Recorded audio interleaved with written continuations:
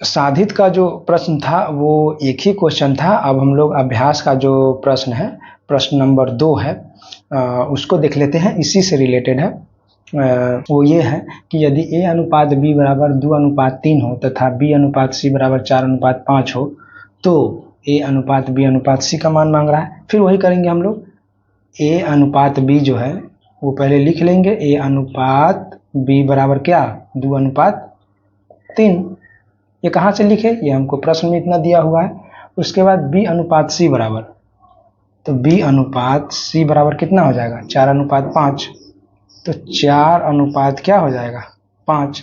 अब मांग क्या रहा है, तो a अनुपात b अनुपात c बराबर व्हाट। तो a अनुपात b अनुपात c बराबर क्या क्या बताए थे हम लोग। हम क्या बताए थे आपको कि a का आंसर के लिए क्या करते हैं, इसका इससे गुना करते हैं। किससे, 2 को 4 से, या 4 को 2 से कीजिए गुना, कोई आंसर में फर्क पड़ने वाला नहीं है। तो 4 गुना क्या हो जाएगा, 8। एक आंसर निकल गया। बीच में अनुपात है तो अनुपात। और बी का क्या बताए थे, क्रॉस गुना करने के लिए। किसका, 4 का 3 से या 3 का 4 से, आंसर में कोई फर्क नहीं पड़ेगा। तो 4 3 क्या हो जाएगा, 12 हो गया। ठीक है। और सी का आंसर के लिए क्या बताए थे, इसका जो है इससे गुना, 3 का 5 से, तो कितना हो जाएगा, 15। यानी 8 अनुपात 12 अनुपात 15, यही आपका क्या हो जाएगा, आंसर हो जाएगा। ठीक है। क्वेश्चन मैं बता रहा हूँ वो सब रेलवे लूसेंट जो मैथ का बुक है उसी से मैं बता रहा हूँ। ठीक है। अगर आप लोग वो बुक ले लेंगे तो ये समझने में ज़्यादा आसानी होगा और सारे प्रश्न का हल मैं कर दूंगा, जिससे कि एग्जाम में कोई तरह का प्रॉब्लम ना हो। तो ठीक है, अगला सवाल क्या है, यदि a अनुपात b बराबर 2 अनुपात 3 हो तथा b अनुपात c बराबर 5 अनुपात 7 हो तो a अनुपात b बराबर c हो 8। ठीक है, लिख लेते हैं। a अनुपात b बराबर क्या, 2 अनुपात 3। ठीक है। और b अनुपात c बराबर क्या दे दिया है, b अनुपात c बराबर दे दिया है 5 अनुपात 7। ठीक है। तो अब इसका मान निकाल लेंगे ना, a अनुपात b अनुपात c बराबर क्या हो जाएगा। a का मान के लिए क्या करना होगा, 5 को 2 से गुना करेंगे तो कितना आ जाएगा, 10 अनुपात b का मान के लिए क्रॉस गुना, 5 तिहाई 15। ठीक है। और c का मान के लिए 3 का 7 से गुना। ठीक है, समझ रहे हैं ना। a का मान के लिए 2 का 5 से किए तो 5 दूना 10, और b का मान के लिए क्रॉस गुना किए, 5 तिहाई 15। और c का मान के लिए इसका इससे गुना होगा, ऊपर का नीचे से, 7 3 21। कोई दिक्कत, देखिए a का मान कितना आ गया 10, b का मान आ गया 15 और c का मान आ गया 21। यही हमारा आंसर है। अब मैं क्या करूंगा कि अब मैं थोड़ा सा सवाल चेंज कर दूंगा। ठीक है।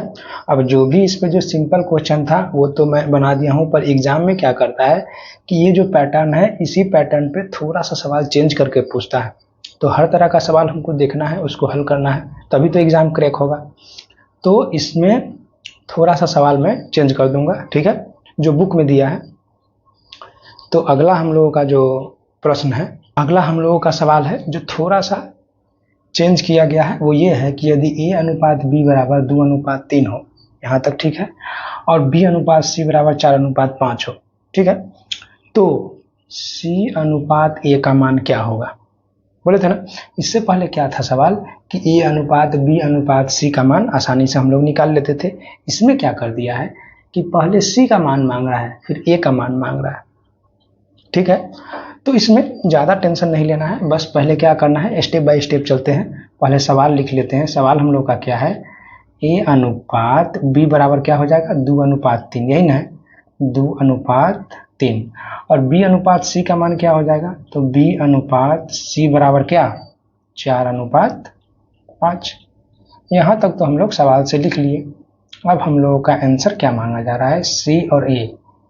यानी अगर ये सवाल ऐसे रहता जैसे a अनुपात c बराबर क्या, मान के चलिए यहाँ अगर हम इस चीज को हल करें कि a अनुपात c बराबर व्हाट।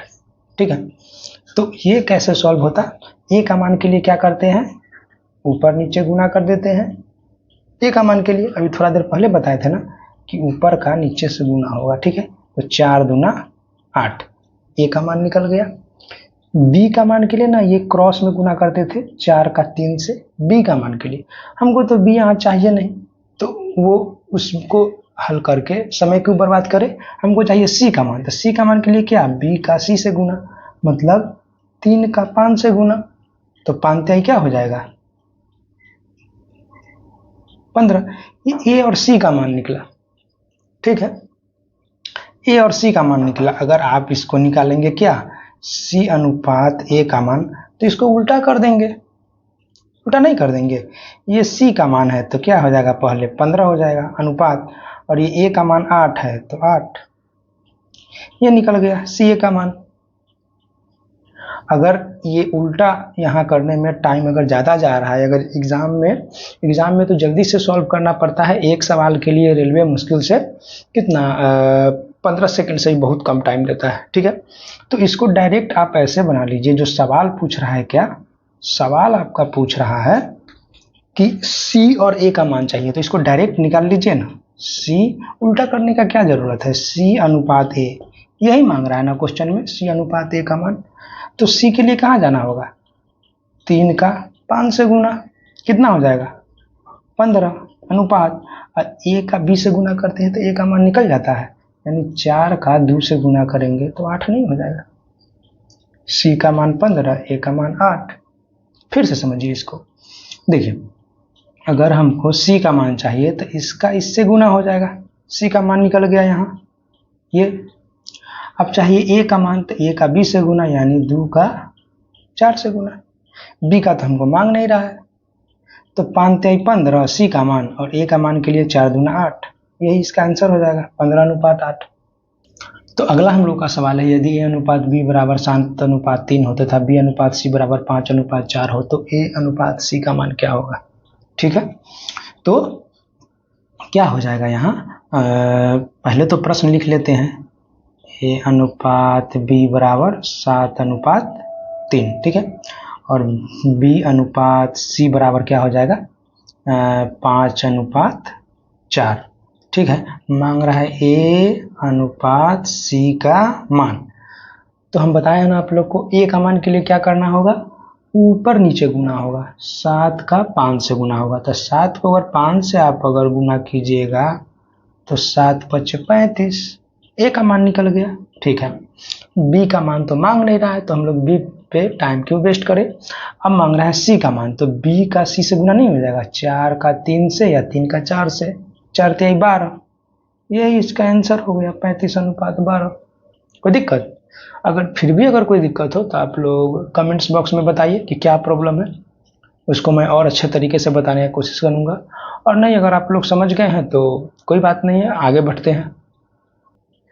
अभी तक हम आपको क्या समझाए, 3 ही वाला समझाए थे ना, ए बी सी, 3 का मान निकालना था, इसमें कितना है 4 है, ए बी सी डी। तो इसको बनाने के लिए भी कोई ज़्यादा परेशानी नहीं है, बस थोड़ा सा चेंजिंग है, उसको आप लोग को ध्यान देना है, ध्यान से देखना है, जो मैं बताऊंगा वो समझ में आ ही जाएगा, ठीक है।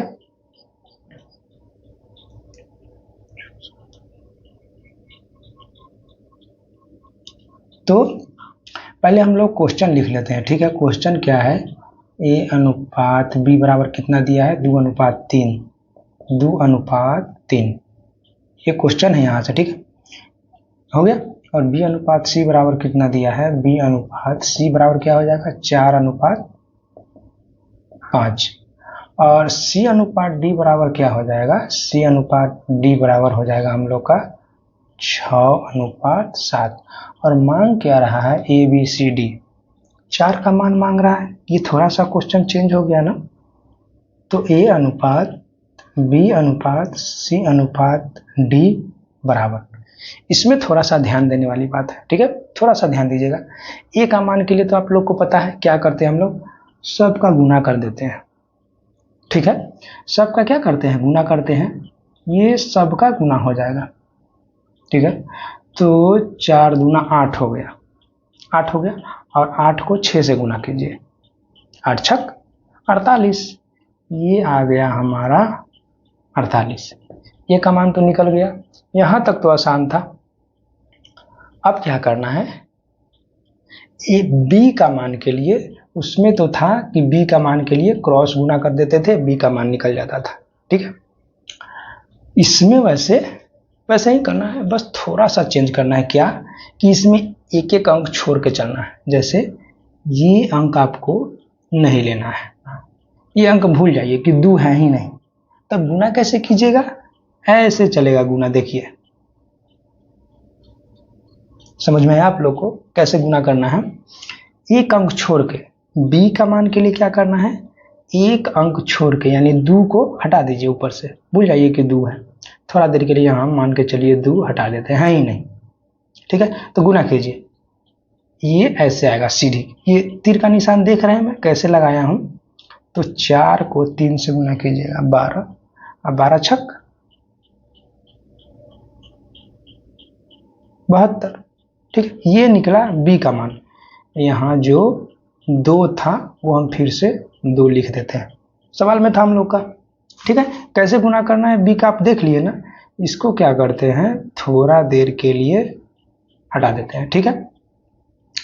अब क्या करना है, अब सी का मान के लिए, पहले बी का मान के लिए एक अंक को तोपे थे, अब सी का मान के लिए 2 अंक को तोपना है। किसको किसको, ये दोनों को तोपना है।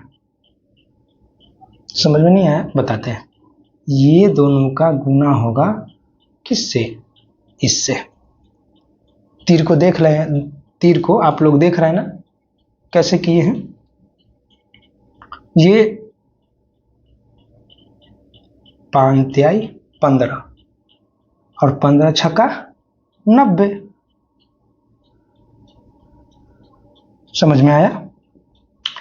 सी का मान के लिए हम क्या किए, बी का मान के लिए तो पहले एक अंक तोपे 2 को, ठीक है। और सी का मान के लिए कितना अंक को तोप दिए, 2 अंक को, 2 और 4 को भूल गए कि है ही नहीं, ठीक है।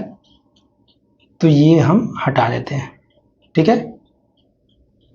ज्यादा परेशानी हो तो तीर को देखिए, ये 2 अंक को तोप दीजिए, 3 का 15, 5 से गुना 15, 15 छक्का 90, ठीक है। ये निकल गया सी का मान, ठीक है। अब डी का मान के लिए क्या आपको पता है, सब का ऊपर से नीचे से गुना। तो 5 तिहाई 15 और 15 सते 105, यही इसका मान निकल गया। ए बी सी डी का, ए का मान 48, बी का मान 72, सी का मान 90 और डी का मान 105, ठीक है। अब एक और ध्यान देने वाली बात है कि अगर आंसर में यहाँ तक अगर रहे तो आप लोग टिक लगा दीजिएगा सवाल में जो ऑप्शन में रहता है। नहीं, अगर ये चारों ऑप्शन नहीं हो तो कोई एक गिनती लेना होगा और उसको क्या करना होगा, चारों को काटना होगा, यानी चारों कटना ही चाहिए तभी उसको लेंगे। मान के चलिए 48, 72, 90, 105 कौन सा गिनती में है, ये है 3 के गिनती में, ठीक है। 3 के गिनती में है तो अगर 3 से अगर इसको आप काटिएगा तो कितना बार में कटेगा, 16 48, ठीक है। ये कट गया, ठीक है। 16 48, इसको काटिए 3 से, यानी 7 को पहले काटिए ना, 3 दूना 6 और ये चला गया इसमें 12, 3 चौके 12, कोई दिक्कत। ऐसे नहीं होगा तो आप लोग खुद से काट लीजिएगा, 72 को 3 से काटिएगा तो ये कट जाएगा, 24 बार में ये 72 कट जाएगा, ठीक है।